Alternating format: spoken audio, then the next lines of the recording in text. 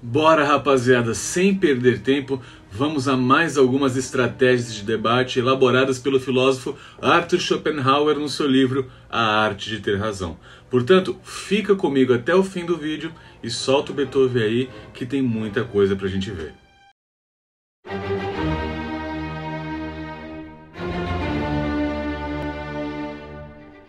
A 28ª estratégia ela é chamada por Schopenhauer de argumento aos auditores, e ela consiste justamente em uma das partes, ao debater determinado assunto, apresentar uma argumentação falsa, ou seja, alegar uma coisa que não condiz com a verdade, mas que essa falsidade ela só poderia ser percebida por um auditório capacitado no assunto em questão. E para contra-argumentar, o adversário precisaria então realizar um longo trabalho de explicação e ele não teria nem tempo hábil para isso e também não encontraria facilidade aos ouvidos dos auditores, daqueles que ouvem, daqueles que assistem o debate. Né? Eu fiquei livre nos 26 processos que tinha contra mim. Fiquei livre, sabe, em 2 processos votados na ONU, um em Genebra e um, sabe, e o outro também em Genebra pela ONU, e fui absolvido pela Suprema Corte. Ou seja, não tem mais processo contra mim. Não tem mais processo. Viu só? Nem todas as pessoas têm conhecimento sobre direito, muito menos sobre direito processual.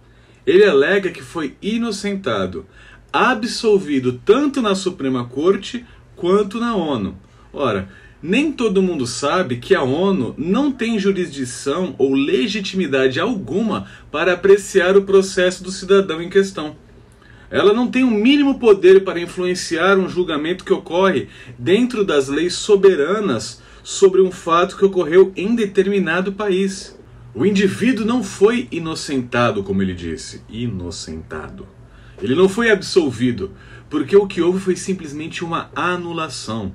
Em março de 2021, o ministro do STF, Luiz Fachin, relator dos processos da Lava Jato na corte, anulou as condenações por entender que elas não deveriam ter sido julgadas pela 13ª Vara Federal de Curitiba. Fachin transferiu o caso para a Justiça Federal de Brasília e os processos tiveram que recomeçar do zero. E aí prescreveram. Ora, então o que fez o cidadão sair da cadeia não foi a análise de provas e do mérito do processo, e sim uma manobra utilizando a desculpa de que o processo deveria ter sido julgado em outro lugar. Para soltá-lo foi feito tudo isso. Viu como é difícil explicar? No debate ninguém teria tempo hábil para desmontar essa falácia ponto a ponto. Por isso é interessante ficar esperto quando um adversário ou um debatedor utiliza essa tática. Não tem mais processo. O absolvido é forte, Lula. Foi anulado. Isso. A 29ª estratégia do livro é chamada de desvio, que é simplesmente mudar de assunto fingindo que ainda está rebatendo a questão do adversário. Então eu queria saber, na verdade, já ficou claro que você é a favor do financiamento público de partidos e campanhas, mas eu queria saber se você é a favor desse aumento que tá para ser votado do fundo eleitoral. Vamos por partes, Caio. Primeiro, a campanha do Jair Bolsonaro custou muito mais do que a minha. Né? Aliás, você tem notas, provas concretas, que lamentavelmente aqui fica um apelo ao TSE que leve adiante a investigação que está protocolada lá desde o processo eleitoral. Tem notas. A 30ª estratégia é o argumento baseado no respeito. Basicamente, é citar autoridades no assunto para refutar uma tese ou afirmar a sua própria. Essa estratégia funciona ainda melhor se o teu adversário tiver pouco conhecimento a respeito do que disse a autoridade em questão.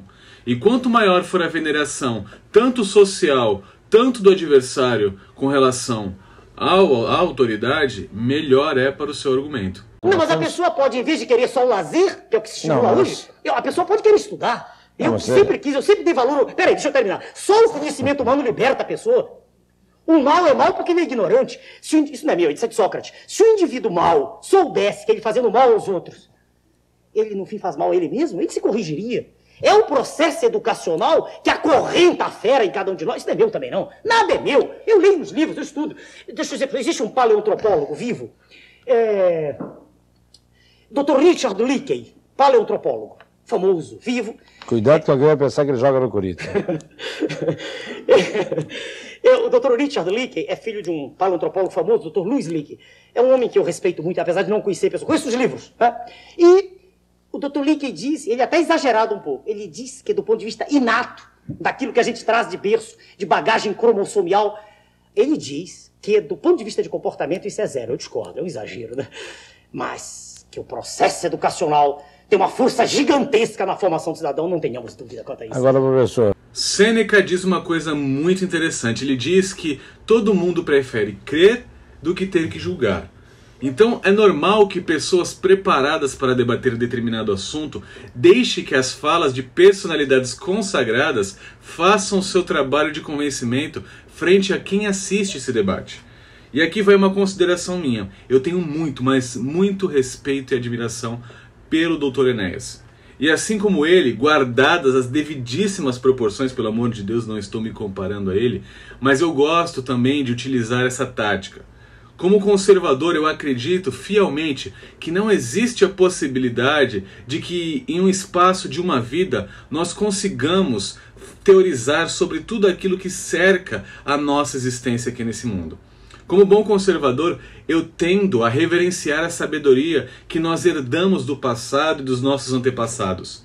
E para isso eu cito em abundância aquilo que diversos pensadores produziram em suas obras.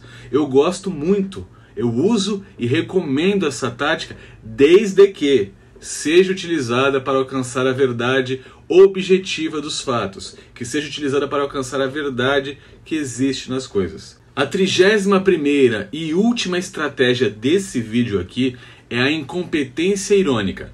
Pode ser que você ou seu adversário, tendo mais estima do ouvinte do que a parte contrária, finja que não entendeu o que o adversário disse, mostrando isso de uma maneira irônica.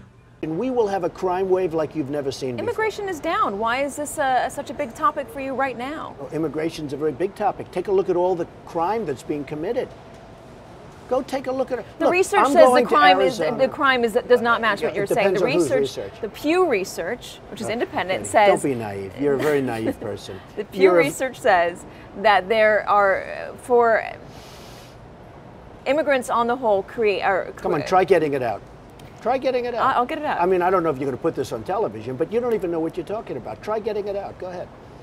Immigrants commit less crime than U.S.-born citizens. Okay. There are less immigrants in our jails than. You know what?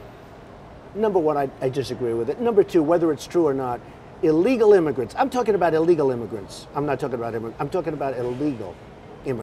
Nas circunstâncias certas, isso faz o adversário parecer um idiota que não sabe organizar o seu próprio raciocínio ou que está simplesmente declarando algo aparentemente falso. Bem, meus amigos, por hoje é só. Eu tô tentando de todas as formas me controlar e fazer vídeos mais curtos. Não tô conseguindo, tá difícil, mas vou me esforçar para isso, beleza? Se você curtiu o vídeo, se você curtiu o conteúdo, faz a gentileza de se inscrever, curtir o vídeo, comenta aqui embaixo a sua opinião. Se você gostou muito, compartilha com teus amiguinhos e traz eles para o debate, beleza? E se você não gostou, comente também a sua opinião, porque o ódio engaja tanto quanto, beleza? Então, um grande abraço, fiquem com Deus e até a próxima.